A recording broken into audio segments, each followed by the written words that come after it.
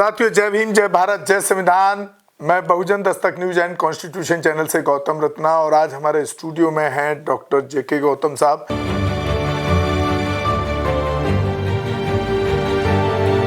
Social activist, बहुजन activist, बहुजनों की आवाज़, वंचितों की आवाज़। डॉक्टर साहब, बहुत बहुत स्वागत है आपका हमारे स्टूडियो में। डॉक्टर साहब, अभी आप देख रहे हैं किस तरह से चुनाव के जो चुनाव आयुक्त हैं, जो राजीव जी थे, पहले राजीव कुमार, उनका 18 फरवरी को लास्ट दिन था और रातों रात किस तरह से दूसरा जो चुनाव आयुक्त चुना गया, जिसमें कुछ सुप्रीम कोर्ट का भी कुछ चल रहा था, डेट थी, आज ही डेट थी शायद।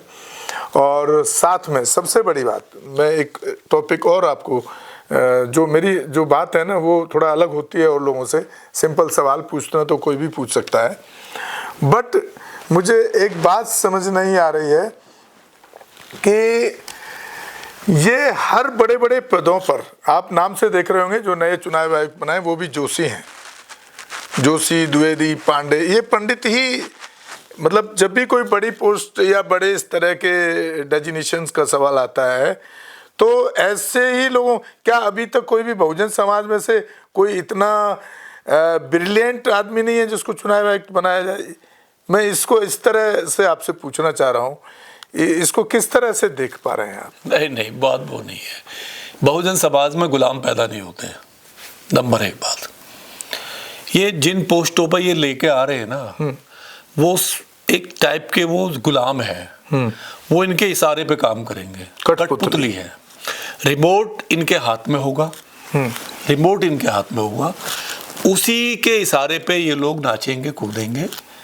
इनको देश संविधान से, न्याय प्रणाली से या लोकतंत्र से कोई मतलब नहीं है। 140 करोड़ लोगों से कोई मतलब नहीं है। जो अमित शाह, मोदी साहब कहेंगे, चुनाव आयोग वो ही कहेगा, उससे अलग कुछ नहीं होगा।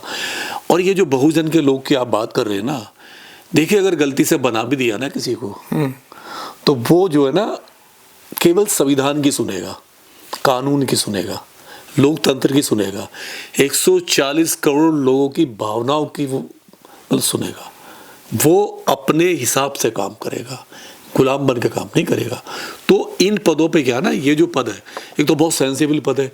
चुनाव आयोग का जो मैटर है, ये जब देश आज़ाद हुआ, संविधान बना, उस टाइम पे जब बुद्धिमान लोगों ने, जो हमारे पॉलिटिशियन थे, बाबा साहब से लेकर राजेंद्र प्रसाद नेहरू तक, तो उन्होंने बड़ा साफ कहा था कि चुनाव आयोग की जो नियुक्ति होगी वो बिल्कुल ट्रांसपेरेंसी होगी, उसमें राजनीतिक दखल बिल्कुल भी नहीं होगा, पार्टी का दखल नहीं होगा।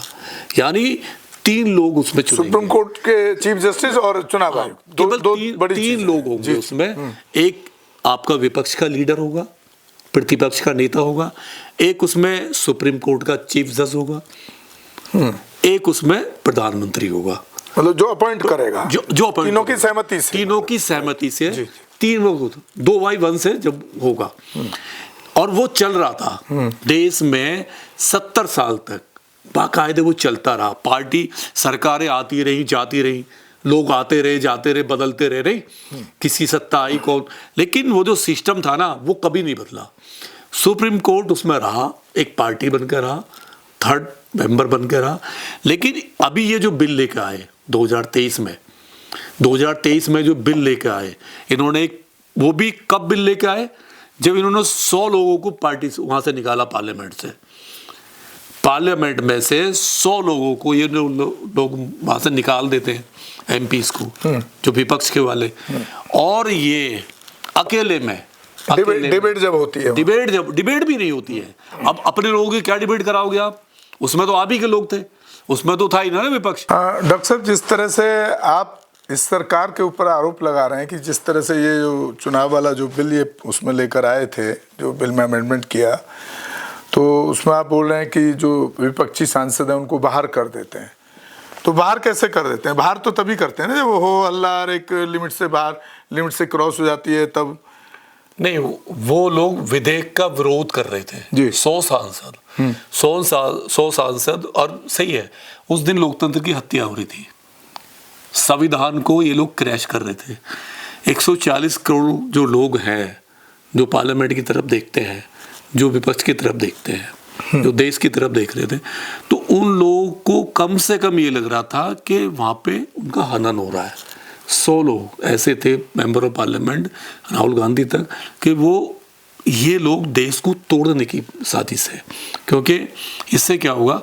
तो इसीलिए स्पीकर ने वहाँ से 100 लोगों को बाहर कर दिया, और बाहर करने के बाद में वन साइडेड, कोई डिबेट नहीं, कोई चर्चा नहीं, कि ऐसा कोई विधेयक नहीं होता जिस पर चर्चा ना हो। जब कोई बिल पास आता है, विधेयक आता है, तो उस पर डिस्कस होता है, चर्चा होती है, ठीक है, तब वो उस पर रखा जाता है पटल पे। लेकिन इन्होंने वो विदाउट चर्चा पास कर दिया, और इतना खतरनाक बिल कि जो 70 साल से एक मतलब चुनाव आयोग को चुनने की प्रक्रिया इस देश में चल रही थी, लागू थी, उसको एक झटके में प्रधानमंत्री ने, अमित शाह ने खत्म कर दिया, और उसमें सुप्रीम कोर्ट को बाहर निकाल के फेंक दिया, और उसमें 2 लोग अपने रख दिए। यानी एक खुद हो गए, एक जो गृह मंत्री हो गए और अमित शाह हो गए, और एक ये हो गए। अब अमित शाह में और मोदी में कितना याराना है पूरी दुनिया को पता है।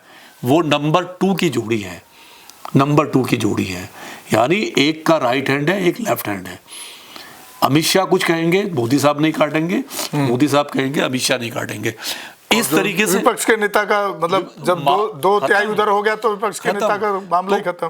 परसों भी जो हुआ है 12 तारीख में, 12 तारीख में जो खत्म हुआ उनका कार्यकाल, और जब हुआ है ये, तो रात को 12 बजे 1 बजे 18 को खत्म हुआ। 18 तो अभी अभी कल ही खत्म हुआ। कल खत्म हुआ। तो रात को 12 बजे 1 बजे आपने 1 बजे कौन सी इमरजेंसी थी देश में? कभी सुना आपने 2 बजे रात को आप एक लेटर इशू कर रहे हो? एक रात को 2 बजे आप ये चुनाव आयोग को नियुक्त कर रहे हो? दिन निकल जाने देते भाई।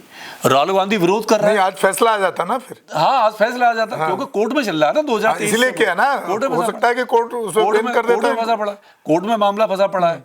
लेकिन कोर्ट ने का इन्होंने वेट नहीं किया, राहुल गांधी की इन्होंने सुनी नहीं, और खुद ही अपने आप ही एक ऐसे आदमी को ले आए, ऐसे आदमी को जो अपना ही आदमी है। अब सवाल ये है कि इस देश में जो इलेक्शन हो रहे हैं, हर स्टेट में इलेक्शन है, लोकसभा का इलेक्शन है, उस पर कहीं ना कहीं सवाल उठते हैं। जिस तरीके से राहुल गांधी ने अभी 5 लाख वोट का महाराष्ट्र का उठाया, कि 5 लाख वोट वहां पे एक्स्ट्रा आ गए, एक्स्ट्रा वोट। सर अभी दिल्ली वाले इलेक्शन का बता रहा हूं मैं आपको, बड़ा प्रैक्टिकल। जो मुस्लिम एरियाज हैं वहां जाकर के भाजपा के गुंडे होंगे, और कौन जाएंगे? आरएसएस के गुंडे होंगे वो, या तो ये कौन जाएगा ऐसे? वो मुस्लिम एरिया में जाकर के उनके यहाँ पे जबरदस्ती उनके हाथ में नीली स्याही लगा के और उनको बोला कि अब वोट डालने में जाना, और ये नई प्रक्रिया चालू हो गई है, अब वोट डल गया तुम्हारा, अब घर से ही वोट डलेगा। तो बगैर चुनाव आयोग तो के नहीं हो सकता। मतलब ये प्लान चुनाव आयोग के अंतर्गत होता है। तो ये जिस तरीके से इन्होंने एक संवैधानिक बॉडी को, जो देश में एक चुनाव, जैसे देखे तो हमारे यहाँ AY कुरैशी साहब भी हुए, बड़े अच्छे थे। TN सेशन का नाम है, जो TN सेशन चुनाव आयोग पैदा नहीं हुआ, उससे पहले भी जितने भी चुनाव आयोग थे, बड़े अच्छे तरीके से चुनाव हुआ है देश में।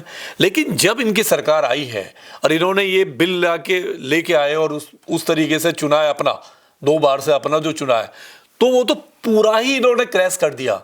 यानी जो लोकतंत्र की प्रक्रिया थी, एक वोट की पावर क्या होती है, एक आम आदमी से पूछिए कि वो आम आदमी जब वोट डालने जाता है तो उसका वोट कहाँ जा रहा है? बट सर भाजपा के प्रवक्ता अगर आप देखेंगे किसी भी नेशनल चैनल, वो तो कहते हैं कि पहले तो बूथ कैप्चरिंग होती थी, हमारे आने के बाद बूथ कैप्चरिंग बंद हो गई, ईवीएम से बूथ कैप्चरिंग बंद हो गई। बूथ कैप्चर होता था, हाँ ठीक, राइट है, लेकिन उस टाइम पे जब मालूम होता था बूथ कैप्चर हुआ है तो दोबारा से वोटिंग होती थी, दोबारा से होती थी, अच्छी तरह से वोटिंग होती थी। लेकिन इनके शासन में ईवीएम पे, जब ईवीएम में बैन करने की मांग हो रही है, पूरा देश में जो विपक्ष है वो कहता है, बात करता है ईवीएम को यूज करा जा सकता है, ईवीएम को आप यूज कर सकते हो, ईवीएम गलत है, बहुत लोग कह रहे हैं, पूरी दुनिया में हो रहा है, इंडिया में ईवीएम गलत है। तो और चुनाव आयोग क्यों नहीं सुन रहा है? जब देश का विपक्ष चाहता है कि चुनाव बैलेट पेपर से हो, तो ये जो हमारे जो चुनाव आयोग है, इसको क्या है, ये देश की सुनेगा या 2 आदमी की सुनेगा? इसको देश की सुननी है। ये देश का पैसा ले रहा है, इसकी जो सैलरी मिल रही है ना, जो पैसा मिलता है इसके बच्चे जो खाना खाते हैं वो हमारे टैक्स के पैसे से है। 140 करोड़ की जो जनता है उसके टैक्स के पैसे से उसका घर का चूल्हा चलता है। तो ये जो नमक हरामी जो करेगा देश से नहीं कर सकता, उस 140 करोड़ से नहीं करेगा। उनकी नमक हलाली करना और 140 करोड़ की जनता से नमक हरामी करना ये बहुत गलत है और हम इसका विरोध करेंगे। और मैं विपक्ष जो भी जितना विपक्ष है वो चुनाव आयोग की जो प्रक्रिया है उसका विरोध बहुत जोर से करना चाहिए। जितनी पावर्स है हर पार्टी को करना चाहिए, हर पार्टी को करना चाहिए। जब तक वो नहीं करेगी और सुप्रीम कोर्ट में बार बार PIL डालना चाहिए, बार बार PIL डालना चाहिए, क्योंकि सुप्रीम कोर्ट का उसमें इंटरव्यू होना बहुत ज़रूरी है, बहुत ज़रूरी है एंट्री होना। तो साथियों, जो अभी चुनाव आयोग बनाए गए हैं उनके जो उनकी प्रक्रिया अपनाई गई उस पर आप सुन रहे थे हमारे डॉक्टर JK गौतम साहब की राय। और बहुत बहुत आपको साधुवाद डॉक्टर साहब, क्योंकि आप बड़ा इस पर सारी अपडेट निकाल करके लाते हैं और अपना एक परसेप्शन रखते हैं देश के प्रति और देश के मुद्दों पर। तो बहुत बहुत आपको दोबारा से आभार है। और साथियों, इसी के साथ विदा लेते हैं। जय भीम, जय भारत, जय संविधान। आप हमारे दोनों channel Bahujan Dastak news and constitution को लगातार देखते रहें, शेयर करें, सब्सक्राइब करें, ज़्यादा से ज़्यादा लोगों तक पहुंचाएं और हो सके तो एक आर्थिक सहयोग भी करें, ताकि हम इसी तरह से देश के मुद्दों को और ख़ास तौर से बहुजन समाज महिलाओं के मुद्दों को उठाते रहें। धन्यवाद साथियों। हमारे चैनल